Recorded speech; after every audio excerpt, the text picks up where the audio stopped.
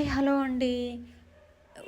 ఉల్లిగడ్డ chapati, onion chapati with raita. Very yummy, very tasty, చాలా బాగుంటుంది. ఈవినింగ్ స్నాక్ లాగా పిల్లలు కూడా చాలా బాగా ఇష్టపడతారు. మసాలా ఉల్లిగడ్డ చపాతి దీని పేరు.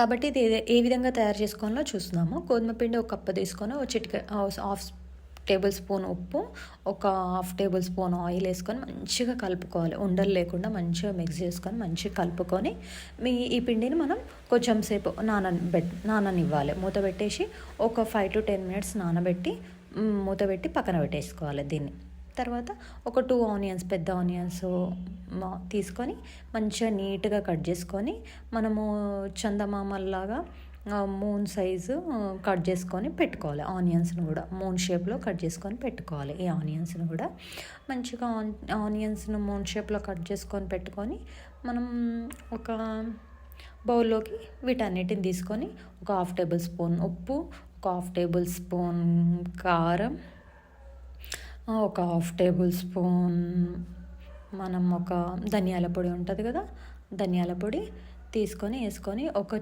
హాఫ్ టేబుల్ స్పూన్ వాము కూడా నలిచేసి మంచిగా దీంట్లో వేసేసుకొని మంచిగా ఒక 2 టేబుల్ స్పూన్స్ శనగపిండి వేసి ఒక హాఫ్ నిమ్మకాయ లెమన్ పిసికేసి మళ్ళీ నెక్స్ట్ కొత్తిమీర కొంచెం చల్లేసుకొని బాగా మిక్స్ చేసుకొని పెట్టేసుకోవాలి. ఒక హాఫ్ టేబుల్ స్పూన్ ఆయిల్ కూడా వేసుకొని మంచిగా వీటన్నిటిని బాగా మిక్స్ అయ్యే విధంగా కలుపుకొని మనం ఈ మిశ్రమాన్ని పక్కకు పెట్టేసుకోవాలి. మిశ్రమాన్ని పక్కకు పెట్టేసుకున్న తర్వాత మనం నెక్స్ట్ ఈ కలిపి పెట్టుకున్న పిండి ఉంది కదా, దాన్ని తీసుకొని కొన్ని నీళ్ళు పోసుకొని మంచిగా ఈ పిండి ముద్దను మంచిగా గట్టిగా కాదు లూజు కాదు మీడియం సైజు కలిపి పెట్టుకొని ఇట్లా ఈ విధంగా పెద్ద ఉండ తీసుకొని ఒక పెద్ద సైజు చపాతీ లాగా చేసుకొని ఎంతసేపు కలిపి పెట్టుకున్న ఉల్లిగడ్డ మిశ్రమాన్ని మొత్తం పరిచేసుకోవాలి. ఈ చపాతీ మీద మొత్తం పరిచేసుకొని మంచిగా దీన్ని రోల్ చేయాలి. దీని అంతా పరిచేసుకున్న తర్వాత మంచిగా రోల్ చేసుకొని మనం కట్ చేసుకోవాలి చిన్న చిన్న ముక్కలుగా. పిండి సైజు మనం మంచిగా ఈ విధంగా కట్ చేసుకొని మనం పక్కకు పెట్టేసుకోవాలి. ఒక్కొక్క ముద్ద తీసుకొని ఒక్కొక్క దాన్ని తీసుకొని మంచిగా పిండి వేసి ఆయిల్ వేసి మంచిగా దీన్ని చేత్తోనే ఒత్తేసుకోవచ్చు. ఇవాళ ఈ విధంగా నల్ల నువ్వులు ఉంటాయి కదా, మంచిగా డెకరేషన్ లాగా నల్ల నువ్వులు వేసేసి కొత్తిమీర కొంచెం వేసేసి మంచిగా ఈ విధంగా భక్షాలాగా ఒత్తేసుకొని మంచిగా కాల్చేసుకోవాలి 2 వైపులా గోల్డెన్ కలర్ వచ్చేంత వరకు.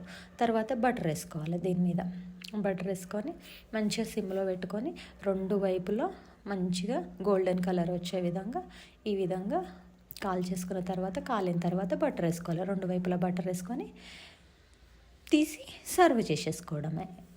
Chapati is ready. Next raita.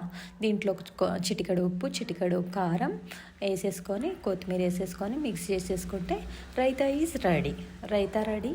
Chapati is also ready.